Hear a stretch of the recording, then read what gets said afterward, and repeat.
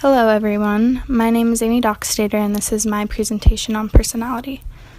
I believe that our personality is a product of the events, experiences, behaviors, and influences we have as children. I believe that development is discontinuous and that development involves gradual and ongoing changes throughout the lifespan, with behaviors in the earlier stages of development providing the basis of skills and abilities required for the next stages.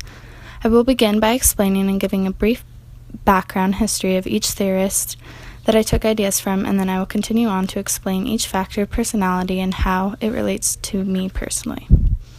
The first theorist that I will discuss is Erik Erikson. Erikson was greatly influenced by Freud, going along with Freud's theory regarding the structure of topography of personality. Unlike Freud, Erikson did not speak of the psychosexual stages, he spoke only of the psychosocial stages. Erikson developed a detailed description of the stages of psychosocial development during which children and adults must come to terms with their life-changing circumstances. Also, unlike Freud, Erikson extended his account of development through adult and old age. Erikson was an ego psychologist in which he believed strongly that an individual interacts with the external world as well as responds to internal forces. Like Erikson, I believe that there are different distinct stages of development that correlate with our personalities. However, unlike Erikson, I believe there are only 5 stages of development as compared to Erikson's theory of 8 different stages.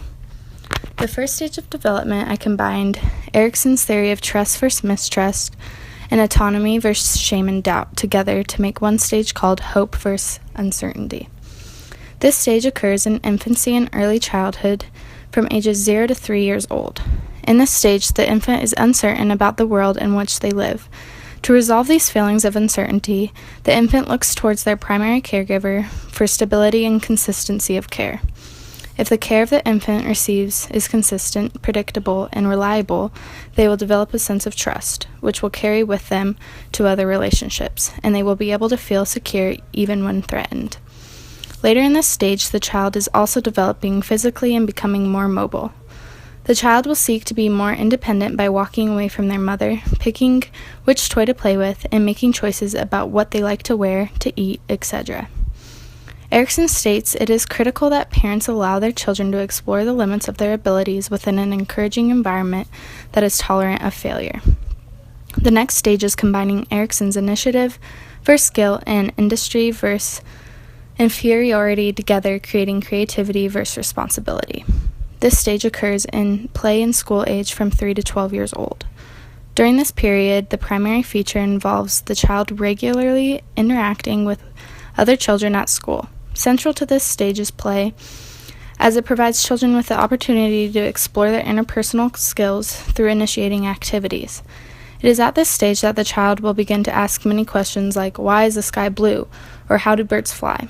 Some parents may react to these questions as being trivial and a burden, which can lead to the child feeling guilty. Too much guilt can make the child slow to interact with others and may inhibit their creativity. Some guilt is, of course, necessary, otherwise the child would not know how to exercise self-control or have a conscience. The next stage is very crucial in the role of development, which is ego identity versus role confusion. This stage is taken directly from Erikson's stages of development. This stage occurs in adolescence from ages 12 to 18 years old. This is a major stage in development where the child has learned the roles he will occupy as an adult. It is during this stage that the adolescent will re-examine his identity and try to find out exactly who he or she is. Erikson suggests that 2 identities are involved, the sexual and the occupational. Erikson claims that the adolescent may feel uncomfortable about their body for a while until they can adapt and grow into these changes. Success in this stage will lead to the virtue of fidelity. Fidelity involves being able to commit oneself to others on the basis of accepting others, even when there may be ideological differences. The 4th stage combines Erikson's intimacy versus isolation and generativity versus stagnation stages into relationship versus seclusion. This stage occurs in adulthood from ages 18 to around 65 years old. In this stage, we begin to share ourselves more intimately with others. We explore relationships leading toward longer-term commitments with someone other than a family member. Also in this stage, we establish our careers, settle down within a relationship, begin our own families, and develop a sense of being a part of the bigger picture. We give back to society through raising our children, being productive at work, and becoming involved in community activities and organizations. The final stage is integrity versus despair. This occurs after all the other stages have been achieved. Once maturity has been completely fulfilled, usually around age 65 or older. We tend to slow down our productivity and explore life as a retired person. It is during this time that we contemplate our accomplishments and are able to develop integrity if we see ourselves as leading a successful life. Erik Erikson believed if we see our lives as unproductive, feel guilt about our past, or feel that we did not accomplish our life goals, we become dissatisfied with life and develop despair, often leading to depression and hopelessness.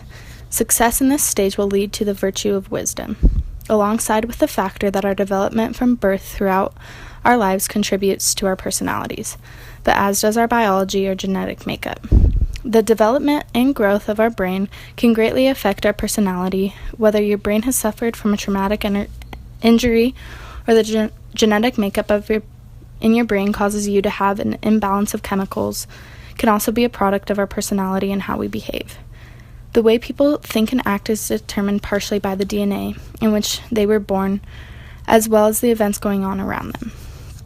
Going along with the theory that development and the influences around us contribute to our personalities, as well as our genetic makeup being a sole factor of our personalities, our conscious minds and actual self contributes to our personality as well.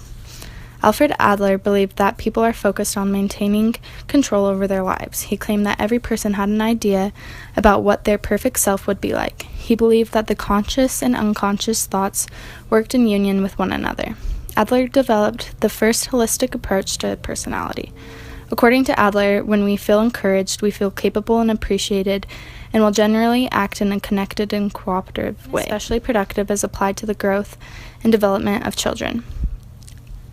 Adler believed that a misbehaving child is a discouraged child, and that helping children to feel valued, significant, and competent is often the most effective strategy in coping with difficult child behaviors. I believe that all of these factors, development, biological, and your cognitive schema, all contribute to our personalities and why we behave the way we do. I believe that a large part of our personality comes from uncontrollable influences and events that occur at younger stages of development in our genetic makeup. However, I also believe that a large part of our personality comes from controllable influences like the way we think, our attitudes, behaviors, and our private view of ourselves, others, and the world is a large contributor to our personality. All of these theories that I presented to you are the reason why I believe I am the person that I am today. Without the positive influences in my life, like my mom and dad at a young age, I don't believe I would be the person that I am. I would not be the person that I am today without the DNA that I have. I know this because I get my caring, loving, and brave personality from my mom. And I know this because I get my stubborn and adventurous, risk-taking side of my personality from my dad. I also know that I am the person that I am because despite some traumatic life-changing events that I went through as a child, like my parents' divorce or the loss of a close family member, I have still remained to have a good head on my shoulders. I didn't let those life-changing events get in the way of who I want to be. I know my full potential and I know what I am capable of. Lastly, I know all these factors of personality are true because of my siblings. We share DNA and are similar in some ways, but different in a lot of ways as well. The experiences we had as children growing up in the same house varied because of the external and internal influences we had at the time. For example, when my parents got divorced, my sister was at an older age than I was, so she was able to reach out to her friends and talk about it, with them being able to understand the extent of the trauma to the household that the divorce caused.